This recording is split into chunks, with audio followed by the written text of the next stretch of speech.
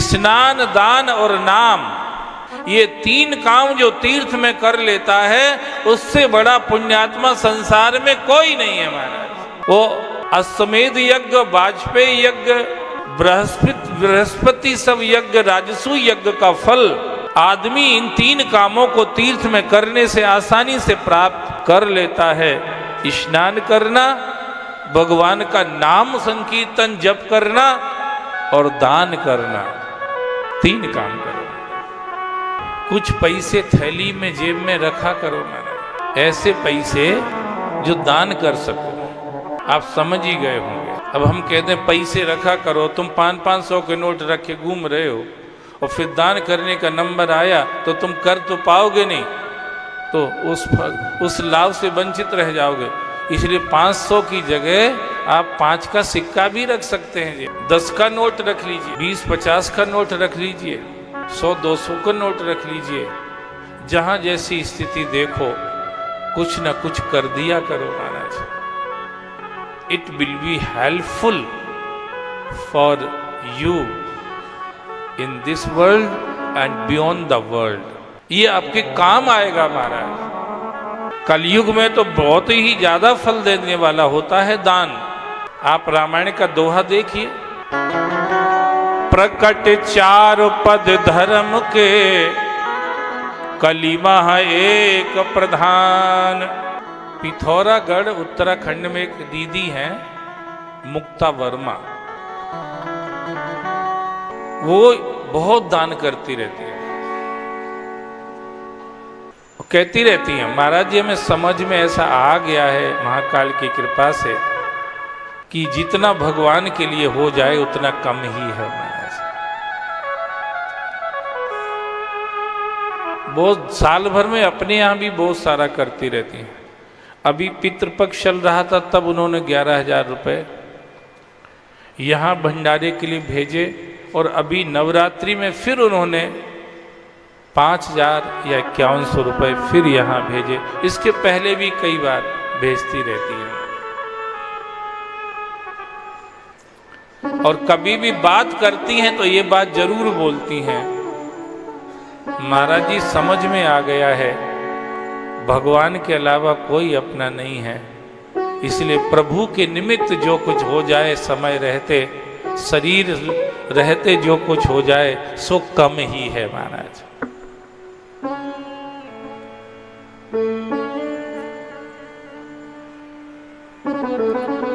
अभी तो बड़ी प्रसन्न हो रही थी महाराज जी, पहले तो हमारी एक ही दुकान थी, अब 2 हो गई है महाराज।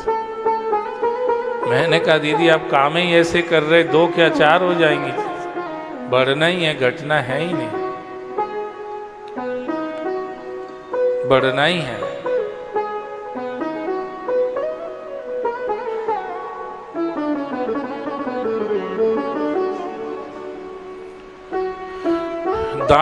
दान तो वृद्धि कारक है, हानिकारक थोड़ी है। इसलिए तुलसी ने लिखा है, प्रकट 4 पद धर्म के, कलिमा एक प्रधान। जैन कैन विधि दीने, दान करे कल्याण। कोई कैसे भी महाराज भगवत कार्य, भगवत सेवा के लिए अगर कोई अपने तन मन और धन को समर्पित करता है तो ये इनकी वृद्धि होती है। तन से अगर आप भगवत सेवा करते हैं तो तन स्वस्थ भी रहता है और तन की आयु भी बढ़ जाती है महाराज। आयुर्विद्या यशो बलम, ये 4 चीजें बढ़ती हैं भगवान की सेवा करने से। आयु बढ़ती है, यश बढ़ता है, समझ बढ़ती है, बल बढ़ता है महाराज। ये बढ़ते ही हैं। तो स्नान करके सब निकले, बोले दर्शन भी होंगे, चलते चलते रास्ते में नाम भी लेते रहेंगे, और कोई सामने आएगा जैसा जैसी स्थिति होगी वैसे दान भी देते रहेंगे। इस तरह से वो निकला, वो जो समूह था मंदिरों के दर्शन करते करते एक शिव मंदिर में पहुंचे। वहां पर एक महाराज श्री शिव महापुराण की कथा सुना रहे थे। चंचुला के कान उधर चले गए, क्योंकि पुण्य का प्रभाव बढ़ने से भी आदमी का ध्यान भगवान की तरफ जाने लगता है। पुण्य का बल बढ़ने से हमारा जो विचार धारा है, विचार है, हमारा सोच चिंतन जो है वो भगवान की तरफ जाने लगता है। इसलिए पुण्य का बल हमेशा बढ़ा के रखना चाहिए। अपने दिमाग में एक धर्म कांटा टांग के रखो, धर्म कांटा दिमाग में महाराज, धर्म कांटा। और दिन भर जो कर्म करते हो शाम को उनको तौला करो महाराज, धर्म कांटे पे। अगर तुम्हारा पुण्य का पलड़ा आज का भारी है तो आप खुश हो सकते हैं, निश्चिंत हो सकते हैं, कल का दिन भी आपके लिए अच्छा आएगा महाराज। कल का दिन भी आपके लिए अच्छा आने वाला है। अगर आज के दिन को आपने धर्म के कांटे पर तौल लिया है और उसमें आपका पुण्य का पलड़ा अगर भारी जा रहा है तो आप कल के लिए निश्चिंत हो जाइए, कल भी आपका अच्छा आएगा महाराज। फिर कल की चिंता नहीं, कल का भय नहीं करना महाराज, क्योंकि आज का कर्म ही तो कल का फल बनेगा ना। तो कर्म किए जा फल की इच्छा मत कर रहे इंसान, और जैसा कर्म करेगा वैसा फल देगा भगवान। यह है गीता का ज्ञान।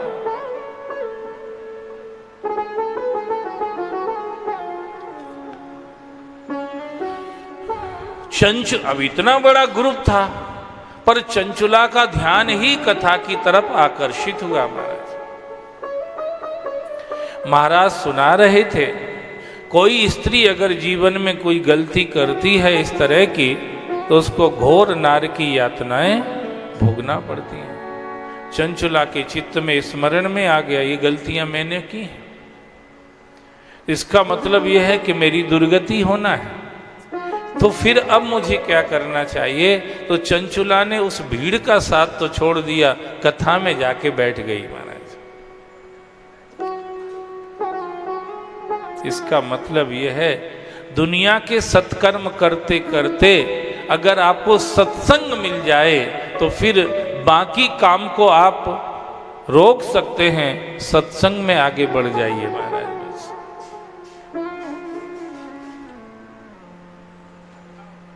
सत्संग में जैसे 88,000 शौनकादि ऋषि यज्ञ कर रहे थे, हवन कर रहे थे बैठे, और जब सूत जी महाराज का सत्संग मिला तो उन्होंने हवन को स्थगित कर दिया, सत्संग को कंटिन्यू कर दिया महाराज।